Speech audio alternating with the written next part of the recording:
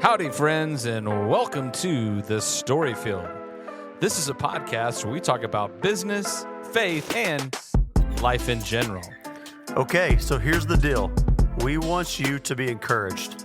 We want you living in hope. This life we live is complex. It's hard at times. At the StoryField, you will find great stories of normal people just like us who will inspire you. Our goal is that you leave encouraged, inspired, and excited to move forward in life. But before we get started, one thing though, if you're listening and you find yourself really hopeless right now, send us an email at hope@thestoryfield.com so we can pray for you. Thanks for joining us today. Let's get started. Hey, StoryField, it's Micah. We're back with another amazing episode. And of course, Josh isn't here because he likes to get lost in the woods in the summer, do some fly fishing, get closer to nature, and then I don't know what else he does because I never get invited. So I am here.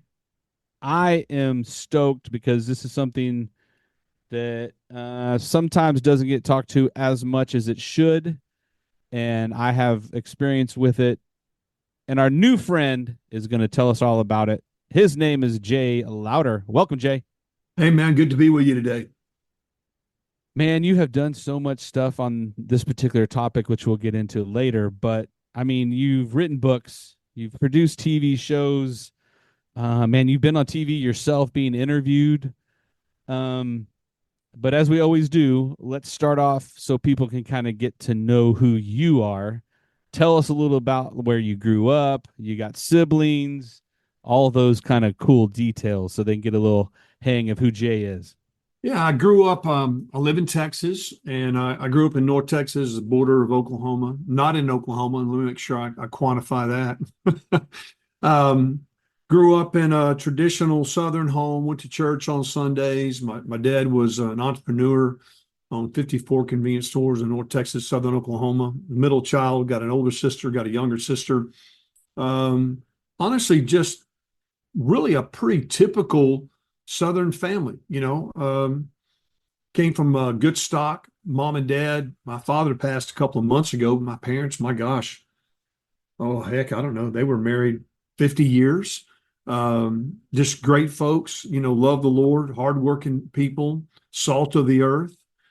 And, like I say, just a pretty traditional Southern family, really. So I noticed that you had to specify that Oklahoma.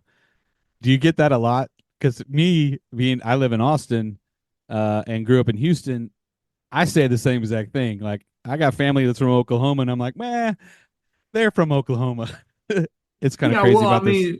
Yeah, man, we're literally like 9 miles from the border. So, oh my gosh, we're right there. I mean, a hop, skip, and a jump. So obviously, it's an ongoing deal between Texas and Oklahoma folks. But yeah, Texas, man, not Oklahoma for sure. Yes, sir. And what did you like? Were you in a small town, I'm assuming? And did you play sports? Did you do the hunting, fishing thing? Yeah, I live in Wichita Falls, city of about 100,000. Hunting and fishing, it has always been a big part of my life. It still is. Matter of fact, right down the hallway, I wish you could see it, but of course, I'm on my desktop, but I've got a record book, black bear, full body mount. I've got several turkeys mounted in my office and whitetails. So yeah, I grew up hunting and fishing, still a big part of my life. When I'm not on the road and I'm not in front of people, that's kind of my escape. So yeah, I'm 6'6". You probably can't tell that me sitting down, but played basketball. So basketball and hunting and fishing. Even now, big things in my life. And where is your favorite? What would you say is like your favorite place to hunt?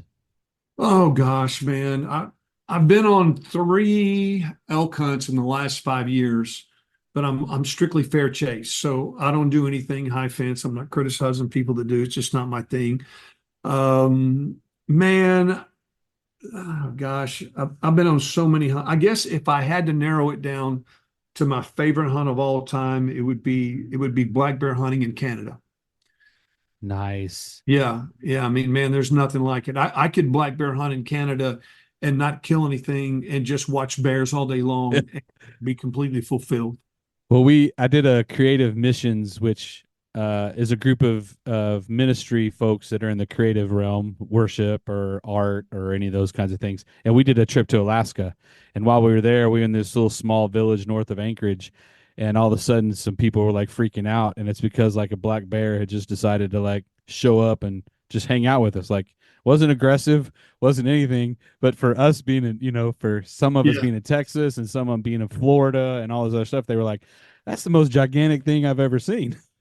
Yeah, man, I've got a monster down the hallway, 20 and 5/16 spring hunt out of Alberta, right out of the den, over 400 pounds. I'm a bow hunter at that, so I got rid of all my rifles years ago. We talked earlier before we actually got online, and I love to bass fish. I'm also a big trout fisherman. I love to fish San Juan River.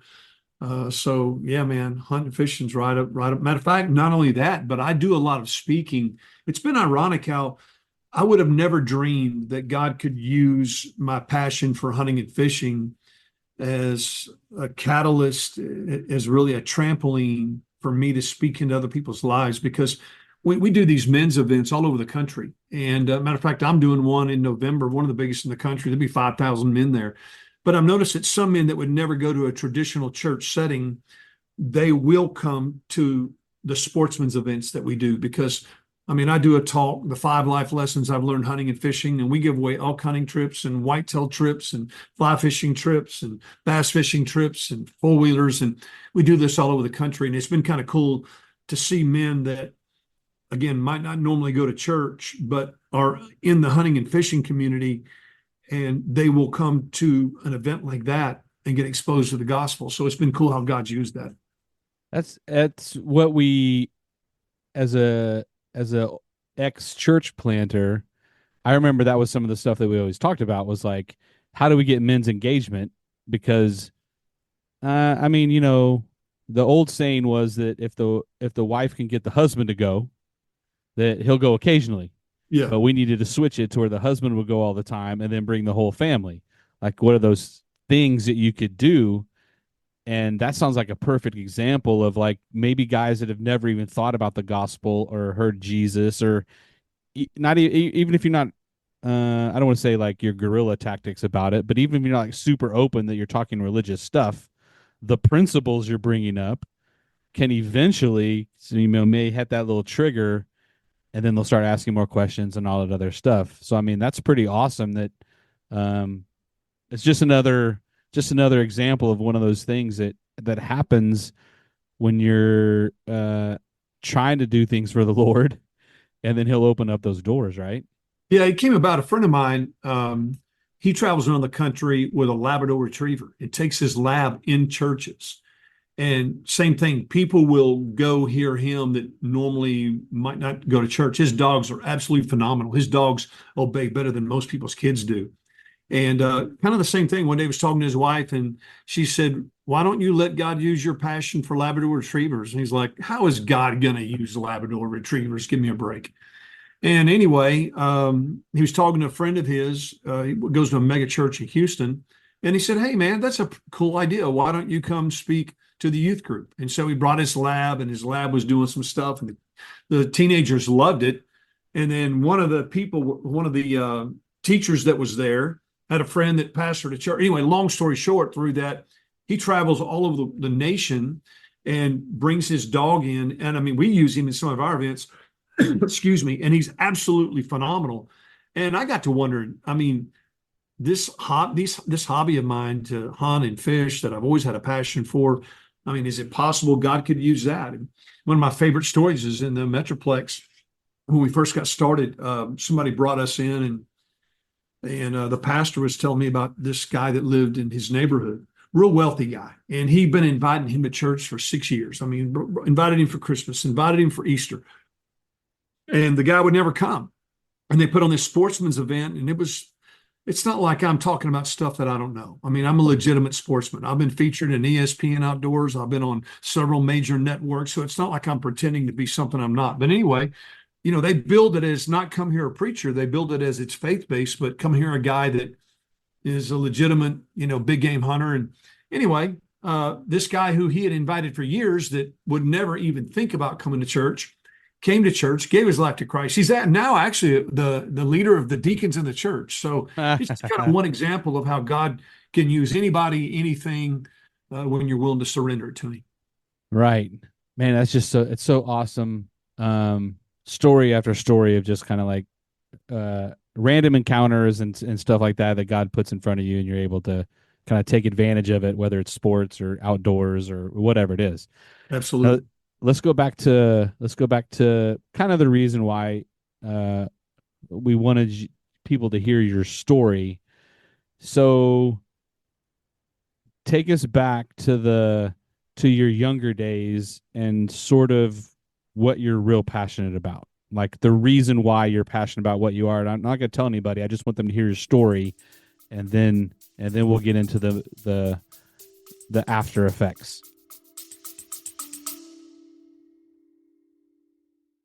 Hey, y'all. I just want to make an observation. When I see someone going through a legal situation, it seems like there are way too many unknowns. Well, the Allen firm provides legal guidance so that you can make a great decision, come to a resolution, and be at peace.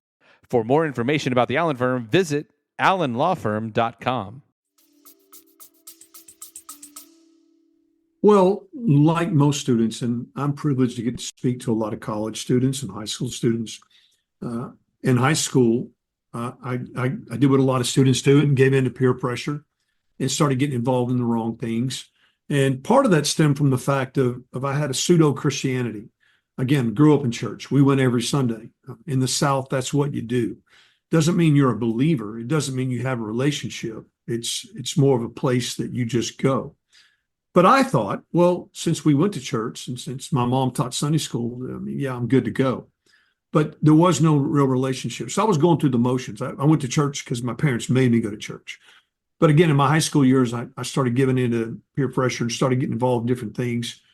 Long story short, I end up going off to college and make it one semester and drop out, because now that I don't have my parents over my shoulder, the habits that I got involved in high school have now went off the rails.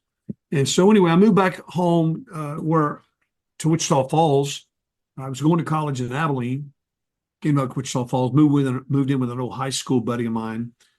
And man, my life just spiraled out of control. By the time I hit 21, I'm living on government unemployment. I'm forging government documents in order to have income. Not because I couldn't work. I mean, I say that. I guess I could. Physically, I could have worked. I was an alcoholic, but I mean, I guess I could have worked. But I'm 21 years of age. I'm living in an $80 a month rent house. I'm an alcoholic. I've lost everything. I lost my car. Again, what few jobs I'd had, I couldn't keep. Forging government documents, and in that same time, lost the girl that I was dating. And of course, if you put yourself in the perspective of a 21-year-old guy, right, loss of your dignity, your car, your girlfriend, and I'd struggled with suicidal thoughts for quite some time. And anyway, finally one day, I just decided to end my life. It just seemed as though there was really no hope for the future. I didn't like who I was. I didn't like who I pretended to be.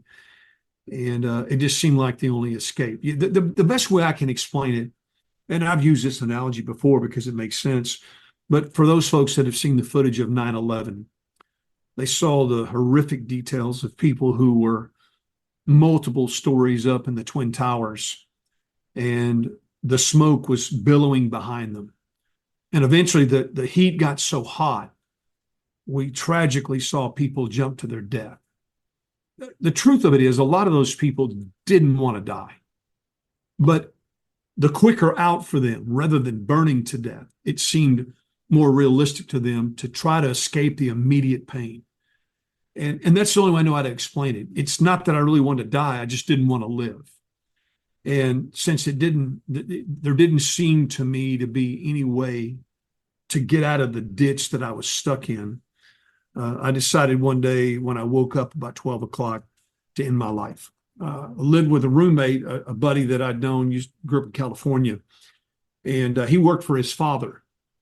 And so he never came home during the day because he had a 30-minute lunch break. And our duplex would have been, oh gosh, 20 minutes. I mean, he could have never made it there and back. And again, I'd been contemplating this for a while. And I took out the pistol I had hidden underneath the sofa, which was my bed, and decided just to end my life. And loaded the gun and cocked back the hammer and raised the gun, put it to my right temple. And I distinctly remember it was like I didn't hear any voices, but it was as though I did, because there was one side saying, one side of my brain telling me, go ahead and do this. This is the only option. And then there was another side telling me that this wasn't the answer. And there was another side saying, well, when you end your life, I never really gave any thought to heaven or hell, but I began to question it then. When I die, am I going to go to heaven or hell? I wasn't even sure that God was real. I didn't know if God knew my zip code, man, let alone if it's real. And so there was one side of me that thought, well, if God's real, I guess I'll go to heaven because, I went to church and I was baptized when I was a kid. And then there was another side of me that thought, man, you're not going to heaven because it doesn't exist. If God were real, you wouldn't be sitting here with a gun to your head. Anyway, just the smorgasbord, the gumbo of different thoughts and the hopelessness and the depression just set in. And I think in some ways it even escalated the desire to want to die. Maybe, yeah. So I put my finger on the trigger and literally was putting pressure on the trigger when I heard somebody pull up on the gravel driveway, which was unheard of because everybody either worked or went to college. My roommate certainly wouldn't be coming home. But it was enough to startle me that when I heard somebody pulling up on the gravel, not knowing who it could possibly be, I got off the sofa and looked out the blinds. And it was my roommate. And so I disengaged the hammer, put it underneath the sofa, turned on the TV, and my roommate opens the door. And I said, man, what are you doing home? And he said, Jay, it's the craziest thing. He said, my dad. My dad's the hardest guy in the world to work for. And my dad went up to me and said, I know I never do this, but today I am. I want you to take the rest of the day off, but I'm going to pay you for a full day. And man, when he said that, I thought, either this is the biggest coincidence of my life, or maybe God's real and he's trying to keep me from ending my life. I didn't know what it was. Right. My roommate later told me, because obviously he didn't know, but he came and heard me speaking where you live in Austin, Texas. And I was speaking at a mega church there. He came to hear me and he said, Jay, that day when I walked in, he said, I didn't say anything. And he said, I've never felt the presence of evil in my life but once. And he said, it was the day I walked in our duplex, the day that you were going to end your life.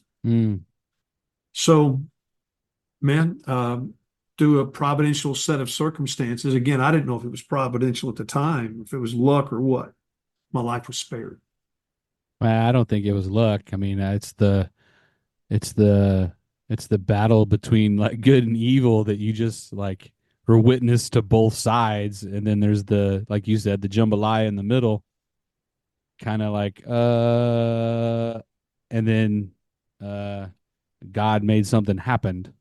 If you don't believe in God, of course, you're going to think it's a coincidence and all that other stuff. But there's really no reason for someone to get a day off and just randomly show up right when you're going to do that. The coincidences are too much, man. That's just, and so just real quick, I want to go back. Was it just the alcohol and everything else, or was there drugs, or was there just partying to kind of get you to this point? Yeah, it was all of it. Part of it was, I grew up in a home, my dad was very successful. And unlike a lot of people, I had a good network. My mom and dad are great people. I never saw my parents go through a divorce. I never saw my parents didn't even drink alcohol, man. So, I had a great example. And so I always thought I would be a successful guy. I was going to follow in my father's footsteps. I was going to be an entrepreneur. And here I am, a college dropout, forging government documents, lost literally everything. I'm living in a an absolute hellhole. Um, I mean, for a guy 21 years of age that grew up the way that I grew up, I just hated who I'd become. I was embarrassed of who I had become. I was a Right. complete and utter failure. Now, there were mental health issues. There was depression. There was addiction. There was a loss of a relationship that at the time meant the world to me that I Yeah. thought was healthy that wasn't. So, I mean, yes, there was part of it that was certainly situational, but there were a lot of factors that went into it. I mean, I found in my years of doing what I do that there are multitudes of people that, I mean, there's a myriad of reasons. Some people have suicidal tendencies because of strictly mental health issues. Some people have suicidal tendencies because of situational things. It could be a tragedy, it could be a divorce. Sometimes it's cumulative, it's just a lot of things together. Do you think And there was pressure on yourself that you had these aspirations to be as successful as your pops did, and then that mounted to it? I mean, I'm just trying to give people a full picture who may be somewhat going through the same thing, because I felt pressure. Um, I lived with my grandparents for the most part, and my grandpa was that guy. I mean, he had his scotch every night and whatever, but he was very successful. I kind of emulated him to some extent, and then when you fail, um, it adds that extra amount. And so not only of all those other things, the part with your pops, um, it's just people go through hard times with their families and their work and all that other stuff. I'm just trying to point out that um, at some point we got to relieve ourselves of the pressure of trying to maybe impress our parents.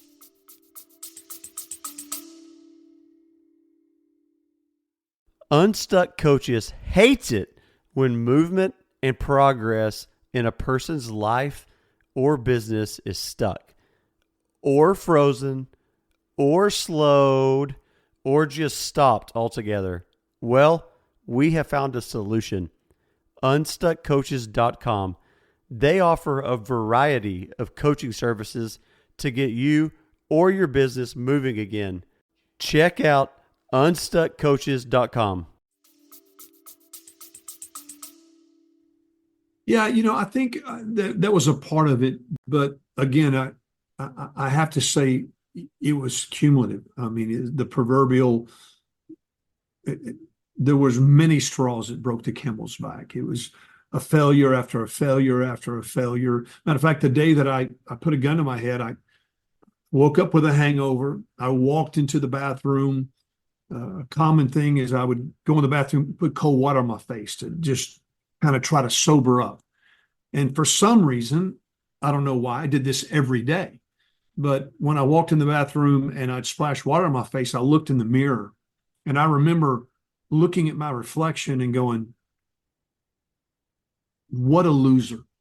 Yeah. I mean, you're a college dropout. You let everybody down. You've lost everything. You are a maniac with depression and addiction issues. My roommate, a few weeks before that, had come home and said, Jay, you need to go to AA. And I'm like, man, AA's for alcoholics. Are you crazy? And he said, Jay, you're an alcoholic. I'm like, I couldn't even. I said, what are you talking about, an alcoholic? Yeah. And he said, well, man, what do you call a guy? He said, when I leave for work, sometimes in the morning, you're drinking. When I come home at night from my girlfriend's house, you're drinking. When I'm on the weekends, when I'm not at working, you're drinking. What do you call a guy that drinks all day? But I couldn't see it. But you put all those factors together, and plus, I was very isolated at the time. And oftentimes that's a strategic point of the enemy. I mean, again, I wasn't associated with my family. My roommate worked all day, then he went to his girlfriend's house. All my friends were doing life, college, Right. etc. And I'm sitting all day in an $80 a month rent house that doesn't have an air conditioner. I mean, it's just a desperate, hopeless situation, or it seemed to me to be that at the time. So I couldn't pinpoint it on one specific thing. It was just a network of problems. Well, that's pretty awesome that you had a roommate that was so. I mean, I've had roommates, and some of them would have been like, "Meh, he is who he is." But that's, I mean, everybody should have those people in their lives that gets in their face and tells them like, "What's up?" I Well, mean, I that's don't a think he was telling me because he was trying to help me. He was sick of dealing with me. At the time, I didn't have money to pay my part of the rent. yeah, He was sick of coming home and seeing somebody passed out, wasted. Um, I think he was tired of me. But after I made this suicide attempt, now my roommate grew up in California. He didn't grow up like I did. He came from a broken family. His mother committed suicide in front of him when he was 8 years of age. So his background compared to mine was completely different. One night he comes home and he walked in the door, and obviously we always had plenty of alcohol, and so I always wanted him to drink when he got home or get high or something. And he came home one night, and I threw him a beer, and he said, "I'm done." So what do you mean? He said, "Man, I'm no longer drinking." I'm like, "Come on, man, what are you talking about?" right, And plus, he would go to the bars with me. It's not like he was. I mean, he was no choir boy. And he said, I said, "What do you mean you're not drinking? You're not getting high anymore?" He said, "No, man, I'm done." And he said, "I gave my life to Christ." I'm like, "Oh my gosh, man, get serious." "What do you mean?" He said, "Yeah, man, I went to this church event and I got saved." I'm like, "Oh my gosh, man." I said, "Yeah, uh-huh. I grew up in church, been there, done that. I walked yeah, in." I said, my exact words to him were, "You won't make it 2 weeks." I mean, it was a joke to me. right, And anyway, every night when he came home, whether it was from work, really from his girlfriend's house, he'd come in. And so when I'd hear him pull up on the gravel driveway, I slept on the sofa, so he had to walk right past me. And so I would pretend I was asleep because I wanted to see. Because he started coming home reading the Bible. This guy never owned a Bible. Nobody in his family ever owned a Bible. And so he would come in, and again, you have to understand, we're living in a duplex. So I sleep on a sofa in this little bitty den, and then there's this little bitty kitchen. And so he was going into the kitchen, and he would sit there and read his Bible. And he had this little booklet. It was called Survival Kit for New Christians. And so when he'd come in, I'd hear him pull up on the gravel driveway. I'd pretend I was asleep just to see if he was going to continue to go in the kitchen and read his Bible. And man, he was doing this night after night after night. And so one night I got the idea, excuse me, I had a flashlight because we didn't have any lamps, man.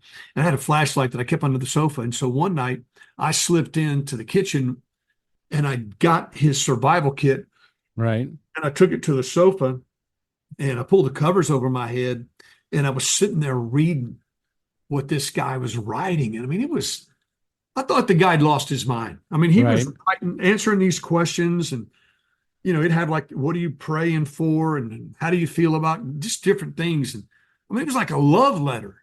And I thought this guy, he's smoking something good. I mean, something's off, Right. but he kept doing it. And then the weird thing is I started seeing, I mean, I went to church my whole life. I never saw anybody that really lived for God. They were just like I was. They partied on Saturday night, went to church on Sunday and laughed about it. But man, I saw a change in his life. I mean, he was a different guy.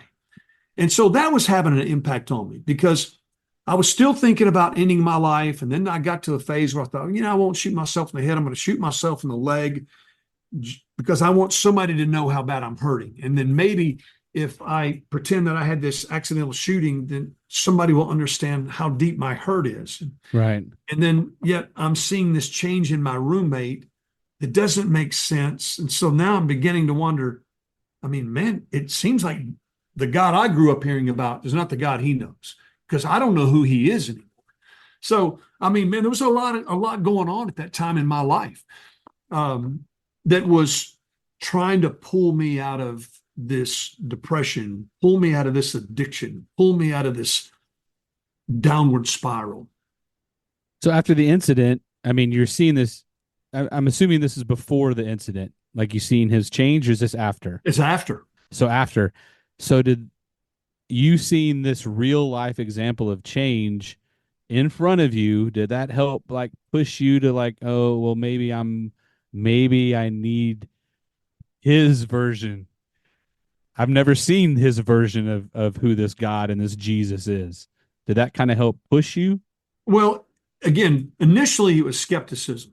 Right. Then when I saw the consistency of it, I thought, well, it's still not going to last, but he's going through a phase. But then as time went on, I mean, just the way he talked, I mean, the curse words were gone, just the thought patterns, the way we lived our life. I mean, it was just so obvious that there was a change. So there was a side of me that was, I think there was a side that wanted it not to be real. And then there was a side of me that struggled with it's undeniable that it is real. But again, when you're a person with mental health issues and you have suicidal tendencies, there's such an inconsistency in your own life. The sways are so big. The teeter-totter can go back and forth so quickly. And so it's, again, a conglomeration of emotions and doubts and insecurities. But there was a pull. There definitely was a pull. But there was also a side of me that thought, even though it's been consistent, it won't last. And I was Right. really kind of waiting for the ship to hit the dock and him to turn out being like everybody else I had ever known was, that it was just a phase that he went through. But it never happened. He just That was, stayed. that was your doubting Jay moment. Yeah. Well, yeah, for sure. Okay, so all this is happening and stuff continues, see this change and everything. What was it that made you like that flipped the switch? Yeah. So we didn't have a washer or dryer. I mean, we're broke as a joke. So somewhere along the line, I had managed to talk my dad into loaning me or co-signing on this old beat up pickup so I'd have transportation so I could try to get a job, try to get my Right. life on track. And so I go to my parents' house and wash clothes, and I'm washing clothes, and I hear my mom calling my name. I walked into the den. My mom had previously seen a commercial, and when the commercial came on, my mom called me in the den and she pointed towards the television. And I only caught, I mean, it's probably a 30-second commercial, but I only caught probably 10 seconds of it. But it was this guy that made mention that he had attempted suicide. And then it had a tagline at the end that he was coming to a municipal auditorium, which is a neutral, it's a big facility here in town. They do concerts and whatever. And my mom, obviously, my mom knew my life was a wreck. My mom did not know how close I was to suicide. And my mom knew I had an addiction. But again, my mom had previously seen this commercial and thought, this guy, the guy that was coming is a younger guy, and she thought maybe Jay could relate to him. And so at the end of the commercial, my mom said, you ought to go hear him, which was kind of eerie because I thought, does my mom know about my suicidal tendencies? Or why Right. would she be wanting me to go? But I told my mom, I said, Mom, no way. I'm done with that.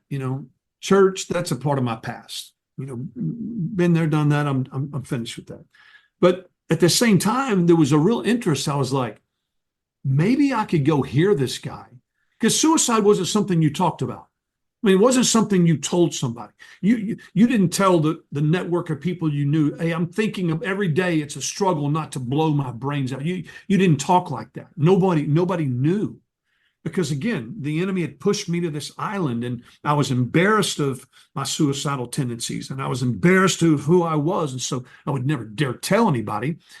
But I'm in there washing clothes and thinking, maybe if I go hear this guy, he can give me some tools that can help me escape these thoughts I have. I didn't know if I was going to go or not, but I thought about it. So the event was, I don't know, it's like 4 or 5 weeks later. And when I would see my mom intermittently, she'd say, hey, did you give it any more thought? I'm like, no, Mom. So anyway, I see my mom like 2 days before this guy's coming to town. And he was a cool guy. He was a young guy. I could tell just in the commercial, he wasn't a typical preacher. Was kind of a turnoff to me. Some guy Yeah. with slick back hair, and he just was real, man. And my mom said, "Are you coming?" I'm like, "No." I had plans with a buddy of mine named Keith. We were going out drinking. And so ends up, uh, my buddy no-shows me on the night this event's supposed to start. And I've got nothing to do. Yeah. And I thought, man, you know what? I'm gonna go over to the auditorium, and I know how church works. It's like 20 minutes of music, and then the guy starts talking. So I'm just gonna sit in my pickup, I'll polish off a few beers, kind of get a good buzz going. I'll wait about 20 minutes, and then I'll walk in. I can skip all the songs and all that stuff, and go in and hear this guy. And that's what I did. I drank 3 or 4 beers and walked in late. I didn't think there'd be that many people. The place is packed. I walk up in the balcony, sitting on the top row, hoping nobody sees me. And this guy gets up, man. And so what I thought it was going to be, him talking about his suicide attempt, he doesn't say a word about it. Nothing, not one single word. This whole talk he gives is, I've heard Jesus died on the cross and rose from the grave. And I'm like, I know that story, but it wasn't like that, man. He told the story. It was like a firsthand account. It was like you were watching the crucifixion. Man. He went into the details, about the steel balls and the cat o' nine tails and the pieces of bone digging in God's flesh, and the soldiers spitting in his face, and the spikes through his hands and feet, and the cross being dropped in a hole, and his body shaking and his body quivering and blood running down his eyes, and God turning his back on him, and the sins of the world being laid on him. And Jesus saying to one of the executioners, "God, forgive them, for they know not what they do." And man, I'm sitting there listening to this, and I'm going, I've never, man, listen, I've heard the gospel. I've never heard anything like this. Yeah. And I start seeing myself in the story. And, he's talking about, it wasn't the executioners that killed Christ. It was you.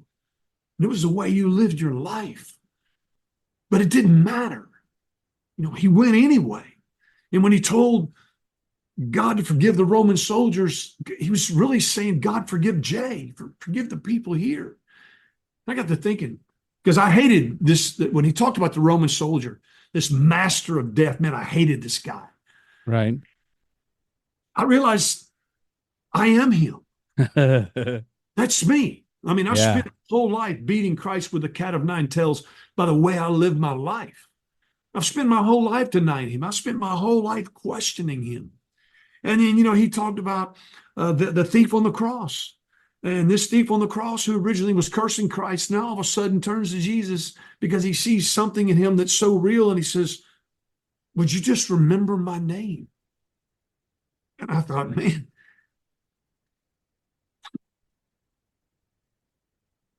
it would be, I don't deserve for God to forgive me. I deserve to go to hell. I know that.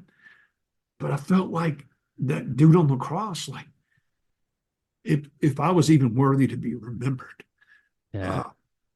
man, that would be worth something to me, And so anyway, he gets to the end of it. It's like, there's probably 2,500 people there, but it seems like there's me and that guy speaking. I'm oblivious. I walked in wanting nobody to see me or know I was there. And somewhere in the midst of all this, it's like I'm the only person in the auditorium. It's like this guy he's been reading my phone. And he gets to the end and he says, "Some of you grew up in church. You've been in church your whole life. You walked an aisle. You've been baptized. You've been confirmed. You've been sprinkled, whatever. You know all about Jesus, but you don't know Jesus. And for some of you, you're going to one day die and you're going to spend eternity separated from God singing Amazing Grace." And dude, when he said that, I'm like,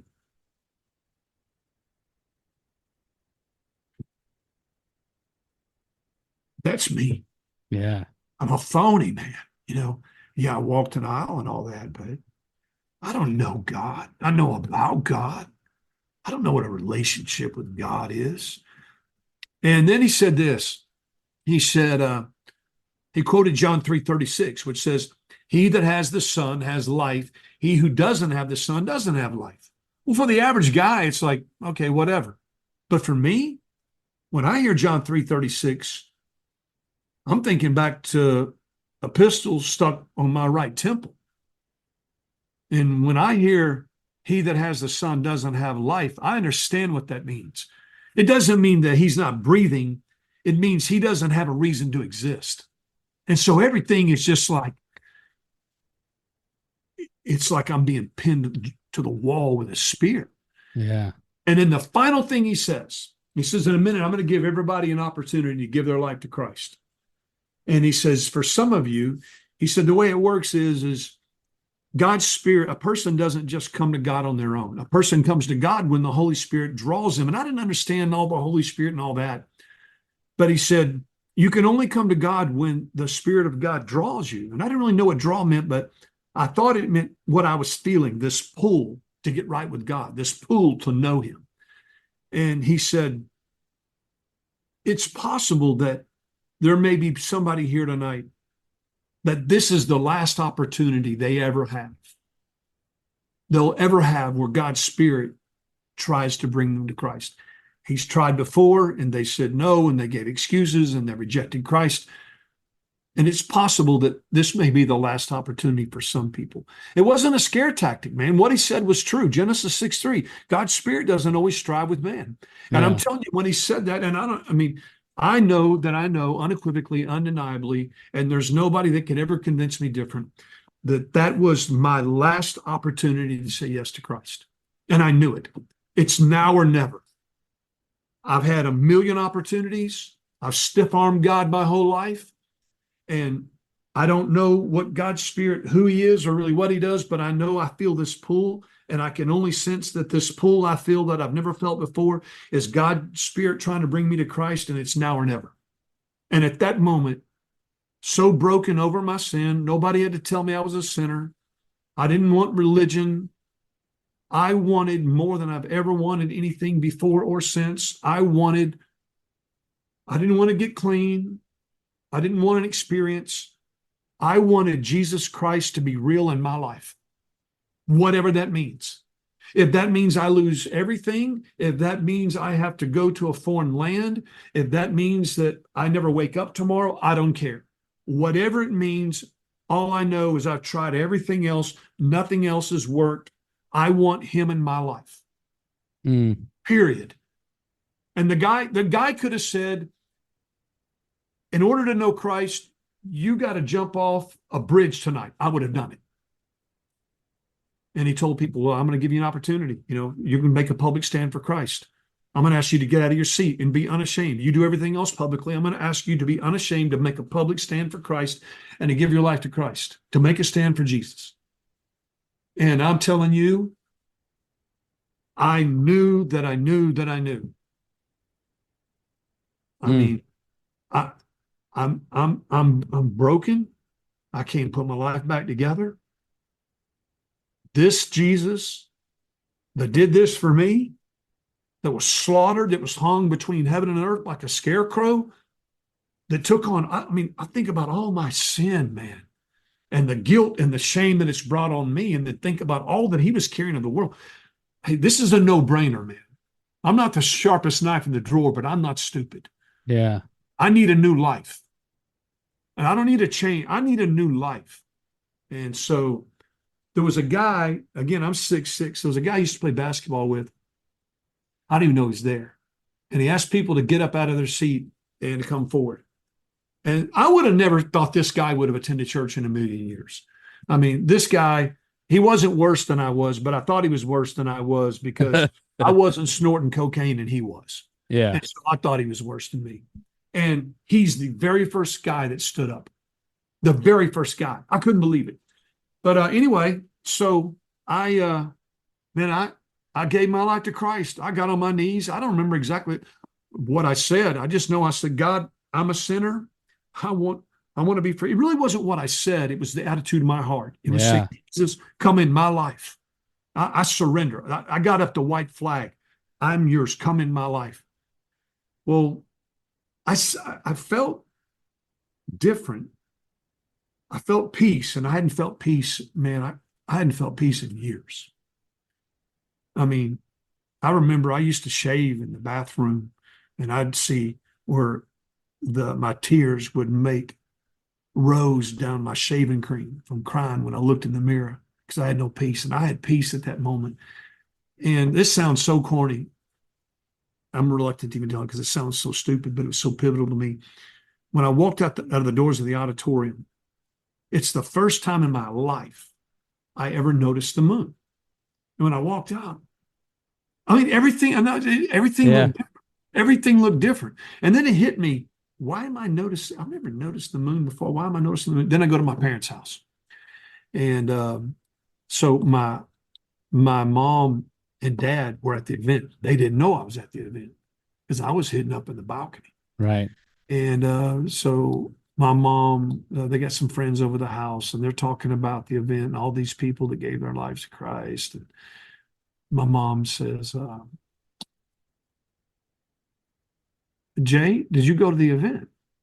And I didn't lie, but I didn't tell the truth. I said, Mom, I told you I wasn't going to the event. I told you I wasn't doing that. And she said, I said, why would you even ask me that? I told you I wasn't going. And my mom said, I don't know, there's something different about you tonight. Well, I didn't want to tell my mom because you have to understand, I've been saved less than an hour, Yeah. and I don't want to let her down again. And I don't understand at this point that now that I know the Lord, He's going to help me overcome addictions. And I didn't want to tell my mom I got saved if I couldn't break my addictions and then be another failure and letdown to her. So I wasn't going to tell her. Not that I was ashamed of it, but I Right. was going to wait until the Lord could help me overcome my problems. And so anyway, I sat around the house for like 2 hours. And when I left, my mom caught me at the door and she said, son, look at,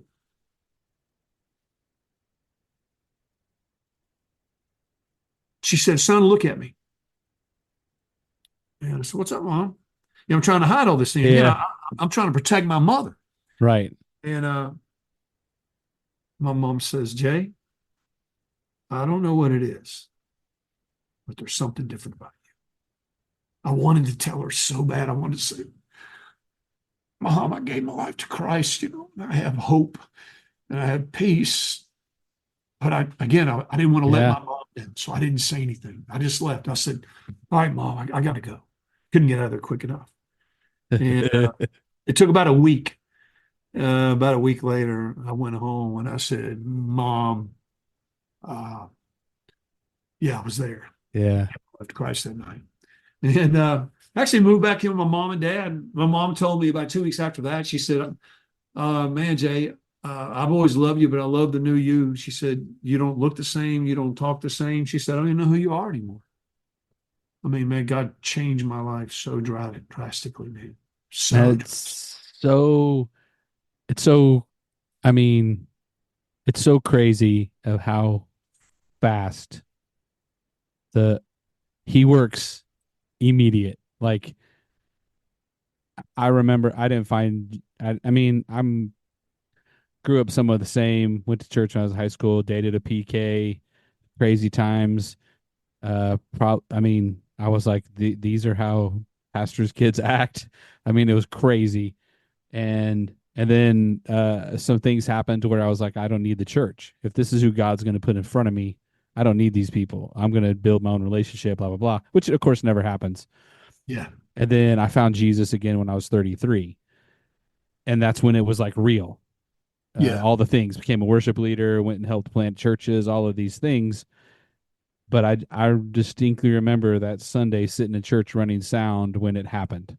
I mean, and it was like you said, you walk outside and who cares if it's corny? Everything is a little different. Everything is a little brighter and happier. And I've been an extremely depressed person my whole life. Dealt with abandonment issues and all of those kinds of things. I have a mark on my wrist where I I played around with the idea. I mean, I never really got super serious, but even playing around with the idea is is bad enough, yeah, especially like you said earlier. Um, we're too nervous to ask for help, or we're the other type where we're going to do something very extreme so everybody else can be like, oh, okay, well, maybe he's serious about whatever it is. And I know you, since this moment, you have done books and I mean, you had a TV show that kind of highlighted the bad of the bad and how they kind of lived their life before they found some sort of meaning in life. Yeah. Kind of talk about how people can identify maybe people around them, because I think that's the important thing is there's people like us who will never say anything that we're struggling. But I know you spent tons of time and research and all these other things trying to figure out what are those telltale signs, or what are those things that you could see in your family or your friends or whatever, and that maybe they're crying, they're crying out loud without saying anything. Yeah. Well, as I said earlier, a lot of people who do struggle with suicidal tendencies, um, not everybody, but there are a lot like me who didn't want anybody to know. And the more I could isolate myself and the more I could withdraw from friends and from family, I withdrew really from everybody except my roommate because I had no choice. But not everybody's that way. And typically, for most people, and again, you can't always say everybody about anything, but there are typically warning signs. Um, some of them I've mentioned today that were evident in my own life. Depression, mental health issues. Now, again, I'm not saying everybody that has mental health issues is suicidal, but somebody who, like me, had all my life been a very outgoing, very involved with other people, and all of a sudden starting to withdraw from other people, isolating themselves. Another form of that for some people is aggression. It's the opposite of depression, it's aggression. Somebody who maybe has typically been very mild, who begins to act out. You see this a lot of times, especially in the younger age groups, teenagers. They're in trouble at school. Their response to their mom and dad or their grandparents is not what it usually would be, or their brother and sister. We're not talking about a one-off. We're talking about signs of behavior that seem to go on. Another one is threats. Things like, I wish I'd never been born. The world would be better off without me. Things like this. And then you'll hear someone say, well, they're just trying to get attention. Hello? Yeah, that's exactly what they're trying to do. It may be a subtle way of them, rather than saying, I'm at home on my sofa staring at a gun, thinking about ending my life. It may be their way of saying, don't you see that I'm hurting? Don't you see that I'm struggling? And for some people, I mean, obviously, some people will come out and tell you. I mean, I had a close friend that if anybody ought to recognize the warning signs, that ought to be me. And he met me at Taco Bell and said, Jay, I'm having marital issues. And I knew they were having issues. I never knew he was going to take a rope and hang himself in the shower with his two kids there. But anyway, threats should be taken seriously. It should be a flag that I need to get involved in someone's life.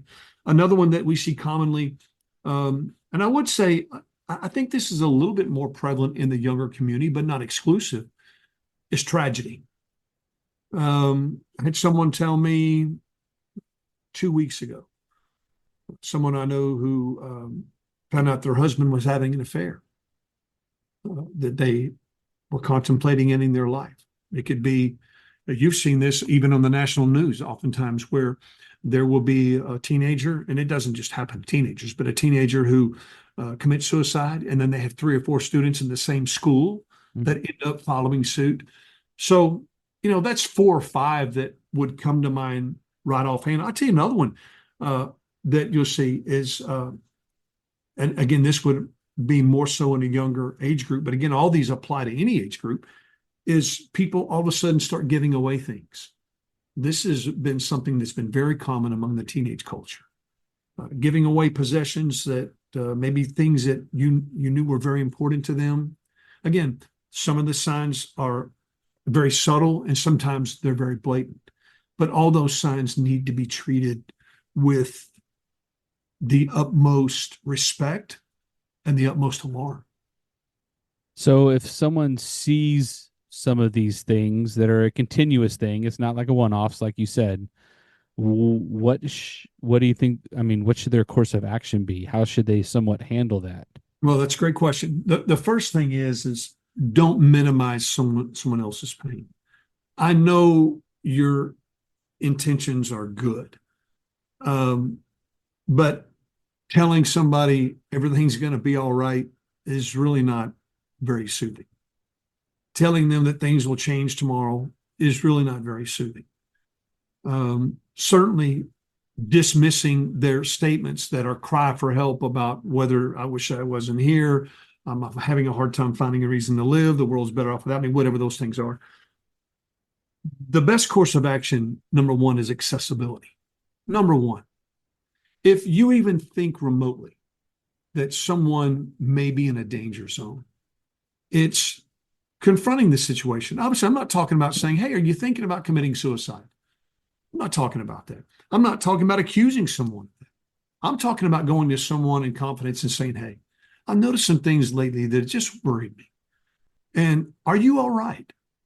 And I want to give you the freedom, if you're not all right, to tell me you're not all right, that it's okay. I want to be a sounding board for you.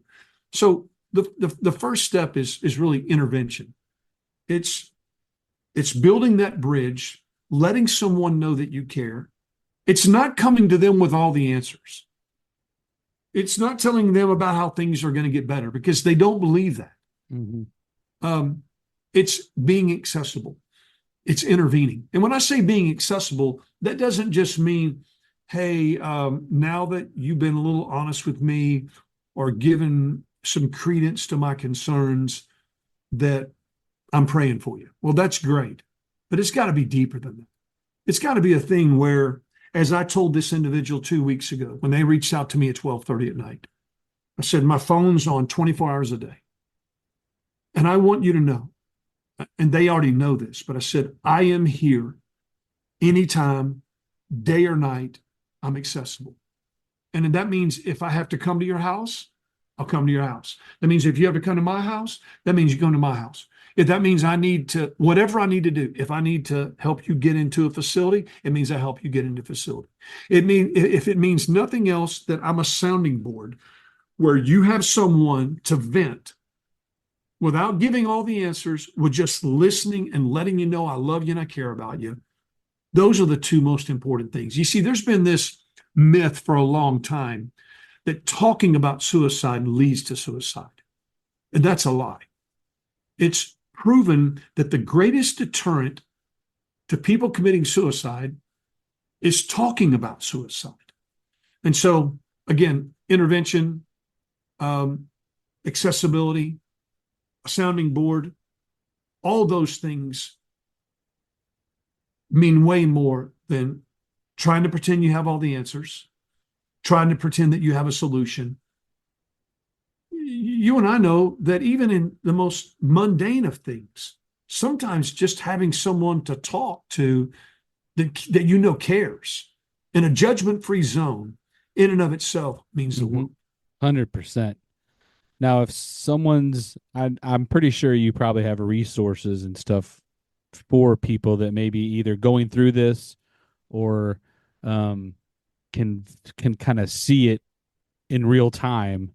How can they get a hold of you if they have questions or whatnot? And then two, I'm assuming it's on your website. You have some resources. Yeah, I mean, I'm easy to find. I mean, you can Google my name, and I've talked about this in radio interviews, podcasts. I've been on television. We've got resources on my website. My name is Jay Lowder, but it's not L-O-U, it's L-O-W-D-E-R. And you can Google Jay Lowder. I mean, there's a plethora of resources that are available through us and through other, even national organizations as well. But yeah, you can Google my name and find plenty of resources that we offer, talks that I've given on, resources that I've given. I mean, it's all very easy to find. But jaylowder.com. It's just Google my name or type in jaylowder.com. Lowder. That's right. And he's got books out. I mean, this Navigate devotional you have, kind of like helping people go through the traps and falls of life, kind of helps you navigate some of that stuff. Website I think is Darkest Hour TV, where you got some episodes of some people who have gone through the mess Right. and then found a purpose. Super inspiring. And then you also have a podcast called what's it, Taboo Talk with Jay? Taboo Talk, right. Where you talk about the things that people don't normally talk about. Things that people don't normally talk about. Many avenues to get a hold of him. I suggest you do. Man, thank you for your time. I already have like 3 or 4 different ideas, and I'm gonna reach back out to you of another episode of where we can kind of maybe we'll go through one road instead of the intro and a whole bunch of stuff. But I really appreciate your time, and I hope people that see this or are going through this, they reach out to you to get these resources or get kind of information. And of course, man, if you need someone to come talk about all of this stuff, your church, your men's group, your outdoor organization, right? You're available for all of that stuff. Absolutely. Man, fantastic. Well, thank you for your time, Jay. I appreciate it. And we'll talk soon. Awesome. Good being with you today, man. Thanks. All right. Thanks. Thank you for joining us on this latest edition to the StoryField podcast. We hope that you have been challenged, inspired, and ready to take that next step, whatever that is. If you know someone with an amazing story that needs to be heard, send us an email at info@thestoryfield.com. Have a fantastic day, and we can't wait for you to join us on the next episode of The StoryField.